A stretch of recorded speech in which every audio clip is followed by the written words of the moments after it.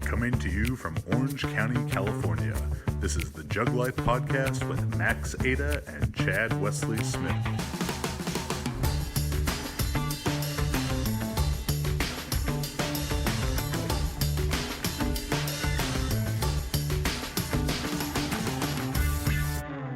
Hey everybody, what's up? Chad Wesley Smith here. Another episode, Jug Life Podcast. I'm joined, as always, in nature by mountainous Max, Montana. Oh, okay. The working out's been paying off, I guess. I just meant because we're in nature. Oh, okay. Well, Not so much of the mountainous muscles. but you could have used the word meadows. Yeah, I don't know that that's descriptive of you at all. Yeah. Do you get how these nicknames work? I'm not sure. Montana is actually French for mountain, I believe. So there you go. And you learned something today. All right, that was our episode. That's all our goal is, to teach you something.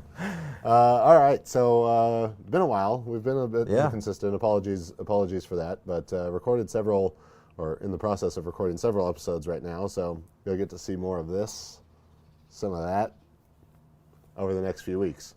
What we want to talk to you about today is recapping a little bit of the recently passed Pan Am Championships for weightlifting, as well as updating you on the, hopefully the IOC's not listening to this, road to the Olympics.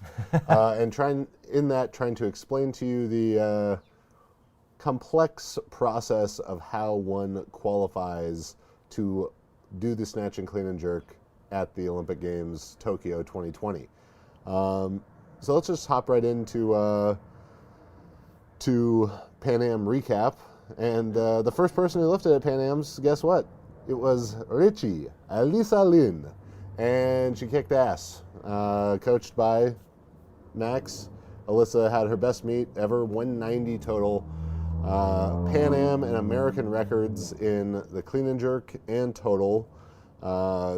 What'd she win by? 7 kilos? 6 kilos. 6 kilos, which 6 kilos for tiny little women, that's a insurmountable It's like gap. 12 kilos for a person twice as big. Yeah. 6 for 6. I mean, it was, PR snatch, PR clean and jerk, PR total. Fantastic day. So, Coach, give us a quick thoughts on. It was a super solid competition. I mean, we went in and executed everything flawlessly. I mean, it was a perfect on weight. She weighed 49.0, 49.00 on the dot at the time she weighed in. Made all 6 lifts, PRs, personal records for her all across the board. Her best meet snatch before this was 80. She did 83. Best clean and jerk was 105, but she did 107. Which she'd never even tried before in training, which was great. So super, super successful from that standpoint.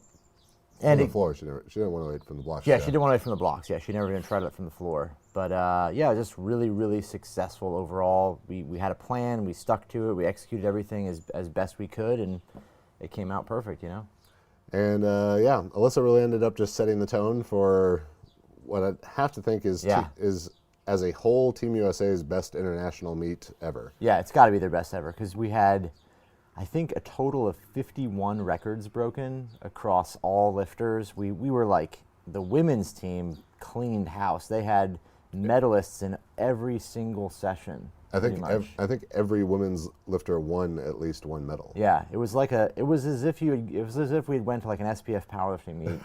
Like everyone was medaling. There was just records flying around, but they were real.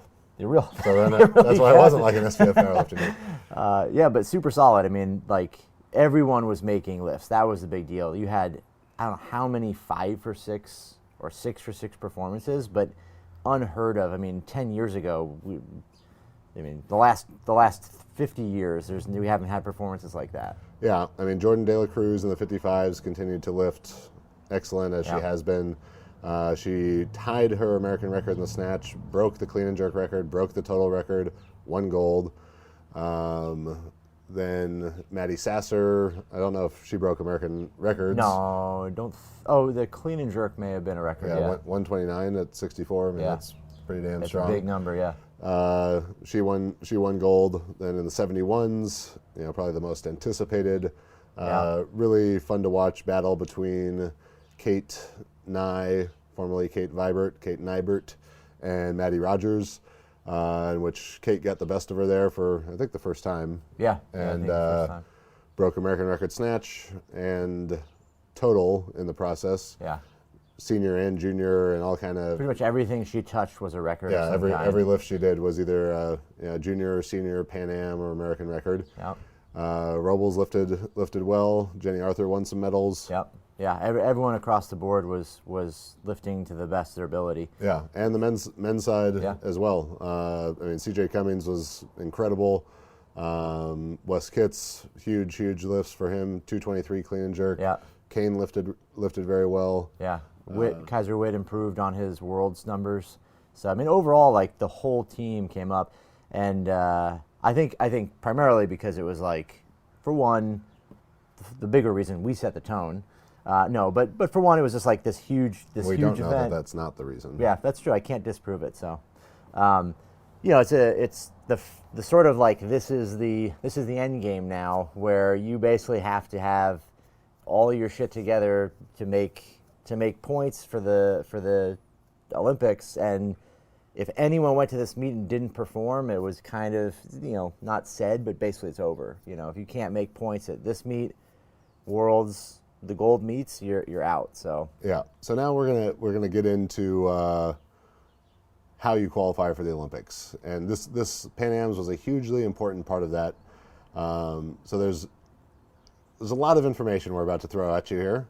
You might need to take notes. We probably need some sort of telestrator to be drawing these things on, but follow along the best you can, and hopefully in 30 minutes or so you have a better idea of how someone makes the Olympics and what the U.S. Olympic teams could potentially look like. Yeah. So Pan Am's was so significant because it is a gold level IWF meet.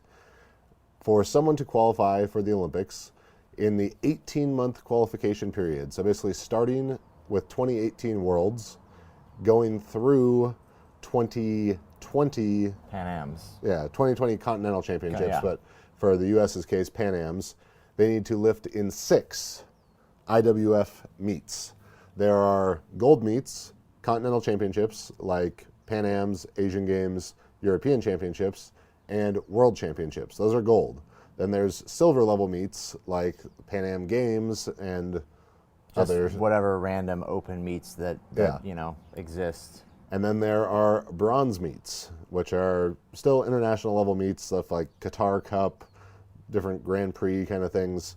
And some of that gold and silver is a pretty arbitrary distinction, it seems like. Yeah. So they have to do how many gold? How many? You have to do at least one gold and one silver meet. So you have to have at least one of those under your belt. I can't remember exactly. It may be 2 gold meets, but you definitely have to attend those type of meets. You can't just do all bronze meets. And the strictness and abundance of meets that are being required is an effort by the IWF to be able to drug test athletes more often. Previously when countries could kind of just say, like, these are the people who are going to go to the Olympics for us, they didn't have to put them into too many competitions where they could be reached by WADA officials for drug testing. So now they know that they're going to get them at least 6 times. They can get some tests done. People can get caught before they get to the Olympics. So at the Olympics or in the 8 years following the Olympics, we don't have a bunch of positives, whether in regular time or retroactively, and then the IOC gets mad and kicks weightlifting out. So this is all part of weightlifting's effort to, I think, clean up the sport and stay in the Olympics as a result of cleaning up that sport. So all these meets, and why gold, silver, and bronze is significant, is in the pursuit of a magical, like a golden coin that Sonic the Hedgehog would get. Sonic had about 8,000 Robies, I think. Yeah, when they're all out there like Super Mario, bumping their heads on bricks, looking for the magical Roby points. And Roby points are the replacement for Sinclair, essentially. They're based on world records, but the world records, because of all new weight classes, are based on math. Magic. Yeah. They're kind of like percentages of the world record. So if you set the world record, you'd get 1,000 Roby points, right? Yeah. So if you have, or you set what was equal to the world record standard. Right. So so new weight classes created new standards, new standards in every weight class. From that number, they find some formula to create Roby points. And then, the amount you lift relative to the world record is given to you in Roby points, right? It's kind of like, I feel like it's like airline miles. Think of it like airline miles, if you... That no one can fucking understand. Right, you don't really know how many it is, but that like a trip from here to like Las Vegas is like 65,000 airline points. Yeah, well, a trip from here to the Tokyo 2020 platform is probably about 5,600 Roby points. Yeah. Pretty accurate. Yeah, so... For example, Alyssa totaled 190 kilos in the 49 kilo class at Pan Am's, which is a gold level IWF meet. For gold level meets, you get 10% extra Roby points. Yeah. For silver level meets, 5% extra Roby points, and bronze meets, no percent extra Roby points. So that's why Pan Am's was that much more significant, because the people lifting there had the chance to get 10% higher on their Roby scores. And put themselves that much further along in earning those potential 4 spots for Team USA. So Alyssa totaled 190. She got 882 Roby points for that total with her 10% multiplier. So back to you get 4 spots. There are 4 potential spots for countries who don't have over a certain number of drug tests in the past however many years. So for the U.S., we can have potentially 4 men and 4 women on the Olympic team. It's a big change from the way that the qualifying worked in previous Olympics, where it was your country earned a certain number of spots based on world championship team performances. Now it's much more about the individual, and the country kind of only comes into play in terms of not having too many positive drug tests that you get docked spots. So there's some countries, with 3 and 3, 2 and 2, 1 and 1. Some countries that don't get to send anyone. Thailand. There's the one change they made recently too to the Roby system is that originally the plan was there's world standards. The Robies are based off those world standards. As soon as the world record is broken in a weight class, the next qualifying period. So let's say at World Championships 2018, you break the world record and you go from a 203 total in the 49s to a 210 total in the 49s. The next qualifying period, all the Roby points will be based off of that world record. They did away with that system apparently because Thailand can't keep their hands off Grandpa's cough medicine, and so they end up in a place where now all of these numbers stay static for the entire quad. So there's no real jockeying around of the Roby points. Your Robies are worth the same. There's no Roby inflation. Your Robies are worth the same now as they were when you earned them 4 years earlier, or 3 years, or 18 months earlier. Yeah.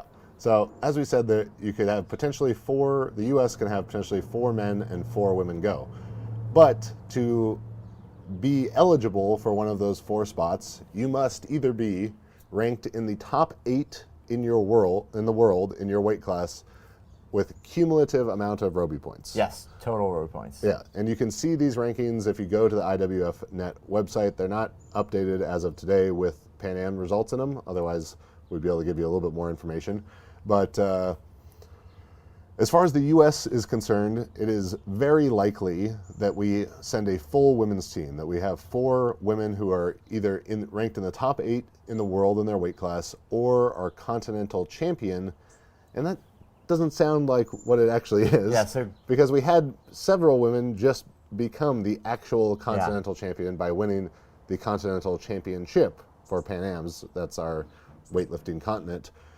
In fact, being the continental champion means... It just means that you are the highest ranked in your continental division outside of people that are already ranked in the top 8.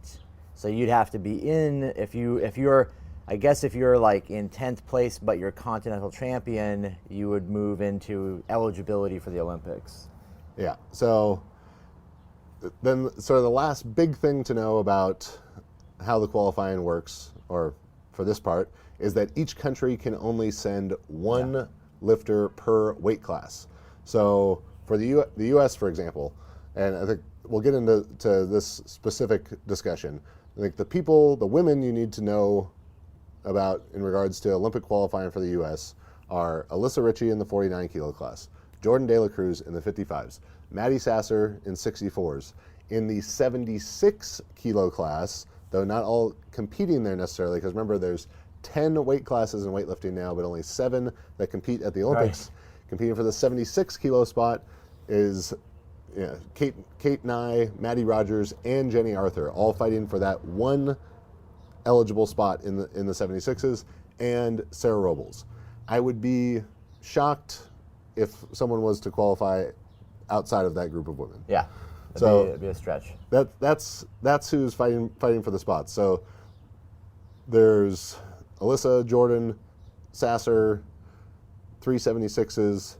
There's 7 women fighting for 4 potential spots, but 3 of those are really going for one spot, for the one same spot. I'm assuming that one of them is going to end up in the top 4, or top 4 of the U.S. women. Yeah. So let's say, for example, that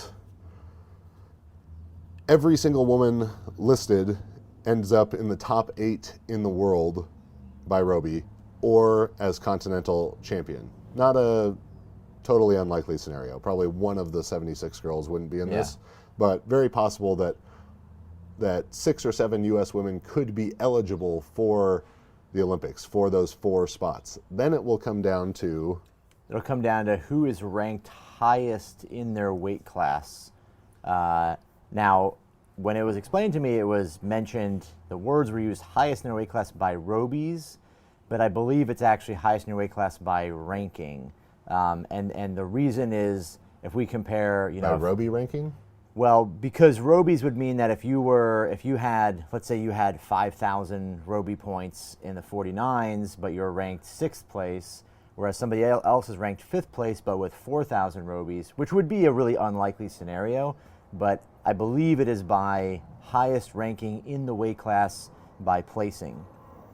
So where another wrench gets thrown into this whole idea is this Olympic classes and non-Olympic classes. Yeah. At Pan Am's, Kate Nye and Maddie Rogers competed in the 71 kilo class, which is not going to be at the Olympics. There's no 71s. 64s to 76s. That's the jump. So Jenny Arthur competed in the 76s. So they all, they lifted what they lifted and earned their Roby points in their specific class relative to that class's world records. Yes. But they will all be actually competing, trying to get that spot at 76. So for people who can compete in non-Olympic classes, and like Jenny lifted at Worlds last year in the 81s, which is also not an Olympic class, 64, 76, 87, then they're earning Roby points outside of the Olympic weight class. How does that work? So when you earn points in a different weight class, those points still count towards the class you're going to enter. You have to do at least 2 meets at the weight class you're competing in at the Olympics. So if Jenny's going to compete as a 76 at the Olympics, she'd have to have accomplished at least 2 international meets within the qualifying period as a 76 kilo lifter, as will any one of these lifters that are, we actually haven't had, I don't know if we've had anyone compete as a 76 internationally at a gold level meet yet. Yeah, Jenny was 76 at Pan Am's. Right, sorry, yeah. So Jenny's the only one right now so far who's done a gold level meet as a 76. And obviously you can imagine the strategy that's going to come about being able to be in one weight class or the other and getting more Roby points because your total, an equal total at 71 versus 76 is going to score more points at a 71. Yeah. But with that being said, Kate and I out-totaled Right. Jenny from lifting as a 71 when Jenny was lifting as a 76. Listening makes us smarter, more connected people, makes us better partners, parents, and leaders, and there's no better place to start listening than Audible. Audible is where so many inspiring voices and compelling stories open listeners up to new experiences and ways of thinking. Audible members now get more than ever before. Members choose 3 titles every month, 1 audiobook, plus 2 Audible originals that you can't hear anywhere else. I'm particularly excited about the release of Arrange by David Epstein coming later this May. Members also have unlimited access to more than 100 audio-guided fitness and meditation programs. Audible delivers bestsellers, business, self-improvement, memoirs, and more, all professionally narrated by actors, authors, and motivational superstars like Rachel Hollis, David Goggins, and Mel Robbins. Maybe they should add Chad Wesley Smith to that list because of my silky smooth voice. Audible members can also get free access to the New York Times, Wall Street Journal, and Washington Post delivered daily to the Audible app. With the convenient app, members can access Audible anytime at the gym, while commuting, on the go, on any device, will always pick up right where they left off. Audible also offers free and easy audiobook exchanges, credits you can roll over for a year, and a library you keep forever, even if you cancel. Explore all the ways listening on Audible can help improve mind, body, and soul with entertainment, information, and inspiration. Start listening with a 30-day Audible trial. Get your first audiobook plus 2 Audible originals for free. Visit audible.com/juglife or text juglife to 500-500. That's audible.com/juglife or text juglife to 500-500 and start listening with a 30-day Audible trial and your first audiobook plus 2 Audible originals for free. So, a lot of moving parts here. I know we're throwing a lot of numbers at you. The other piece that comes into play here is because of each country only being allowed to have one lifter per weight class, there are some weight classes that are stacked for certain countries. Well, every weight class is stacked for China. China, by Roby points, currently has 10 of the top 14 women's lifters in the world by Roby. And they're in several different weight classes, but only 4 of those women are going to get to go lift. So in Alyssa's weight class, for example, the 49 kilo class, which is obviously the one that we are Max and I are most interested in, by current total ranking, and the reason I'm talking about total right now, even though it is all about Robies, is that some women have 3 meets already, some have 2. Alyssa's only listed with 1 of her meets here because they haven't updated the list with the Pan Am results yet. So we could go down this list and it goes China, Thailand, North Korea, China, India, Romania. That's the current top 8 without any of these other considerations being made. First off, let's take out the people who have tested positive. Thailand, you out. All right? So right away, 2 of those Thai lifters have tested positive. They're not going to go to the Olympics. Thailand doesn't get to send anyone to the Olympics because everyone tests positive. So right away, the 9 and 10 spots, Japan and Dominican Republic, as the list is right now, which is not totally updated, but Japan and Dominican Republic would move up 2 spots. So now we've got 3 Chinese lifters still in the top 8, but only 1 can be sent per weight class. So now 2 Chinese lifters get taken out, possibly all 3, depending on if China decided not to send anyone from the 49s. Because they have so many lifters with gold medal potential, there's going to be someone from China who could win the gold medal, probably several people who don't go to the Olympics. They're going to take their ones who are the most sure thing for gold medals. So they could, and they're going to have to declare that at some date before the Olympics. Like all the countries are going to know this is who the other country is sending. Yeah. So the ranking will be totally updated before the Olympics. So let's assume that China sends their top 49 kilo class lifter. Very, very likely that they will, totaling 210 at 49, doing like 94, 116. Yeah. So they're probably going to send her. But their other 2 lifters ranked in the top 8, they can't send them. So they're out too. So the next 2 people from the list get moved up. So it just keeps changing, right? It keeps getting bumping people up, right? Yeah.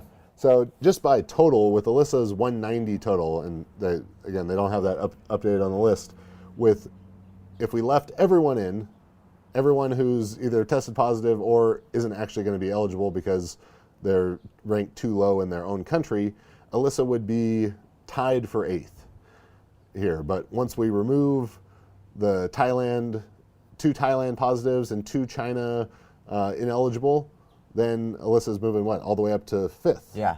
5th or tied for 4th. So you can go on the IWF website. You can look at these lists. It's even as confusing as all of this is, it's even more confusing right now because some people have 3 meets, some people have 2, some people have 1. Right.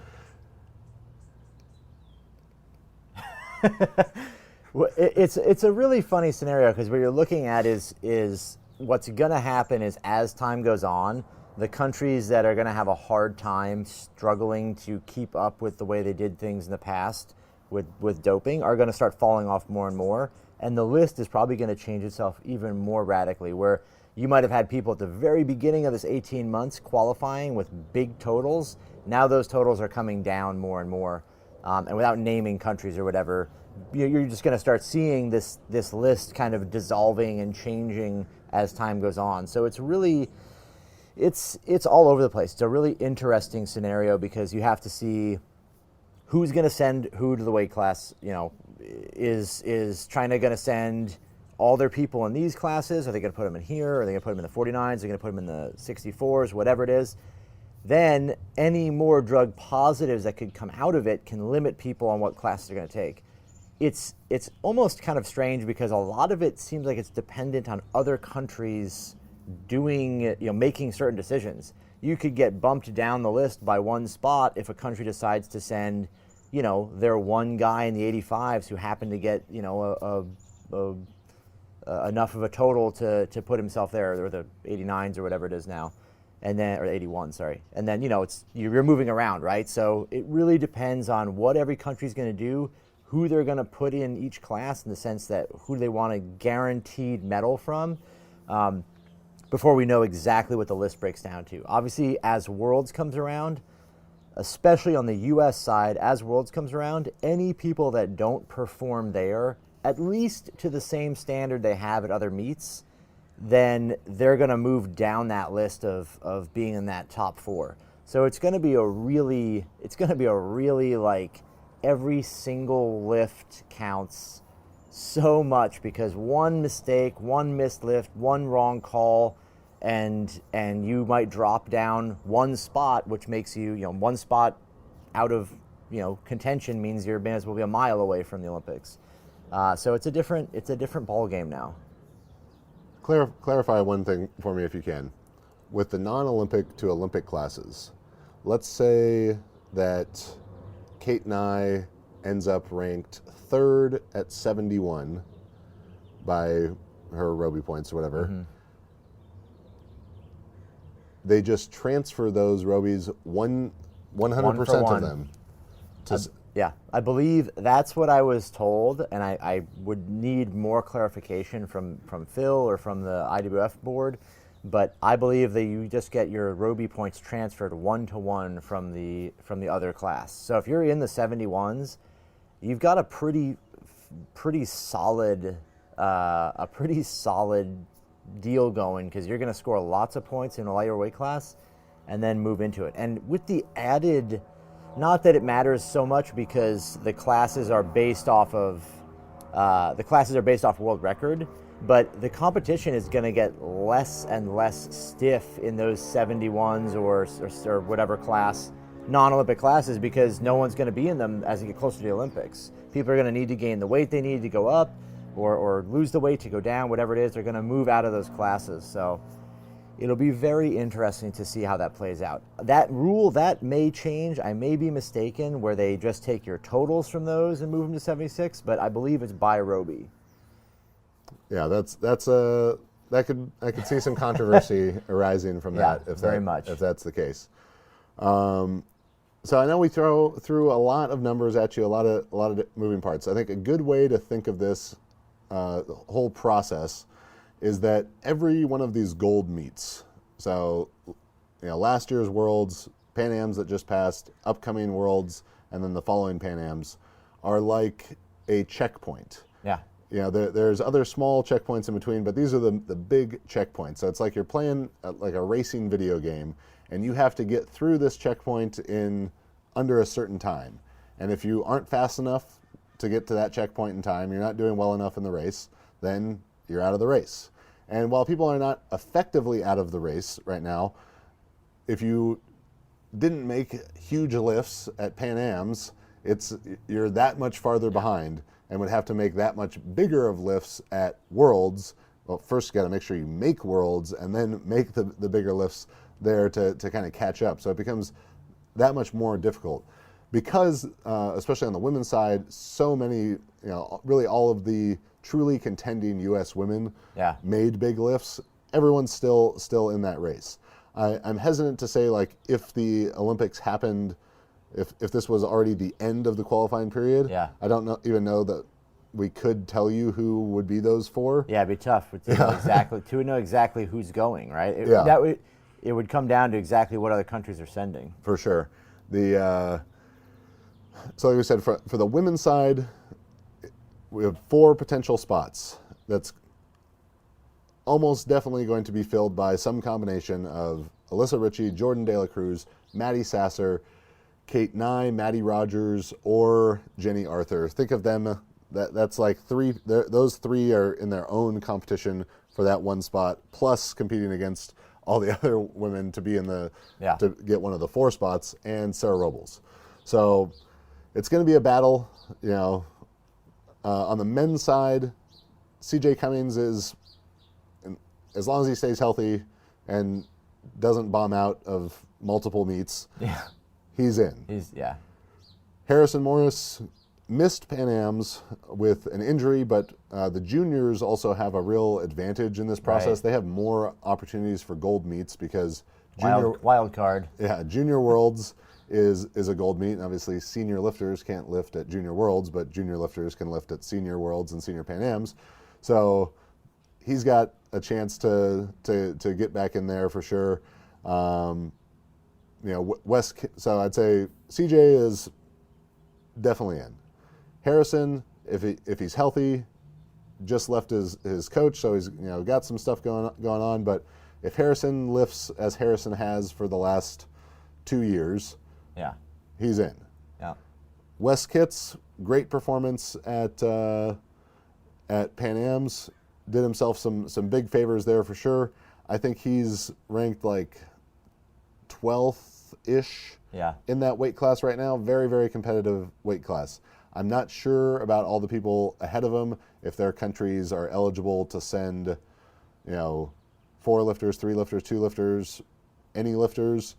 So he's undoubtedly going to move up a couple spots just because of that other countries will have to select someone else. So he's got, if he keeps lifting the way he did at Pan Am's, he's going to have a really good shot.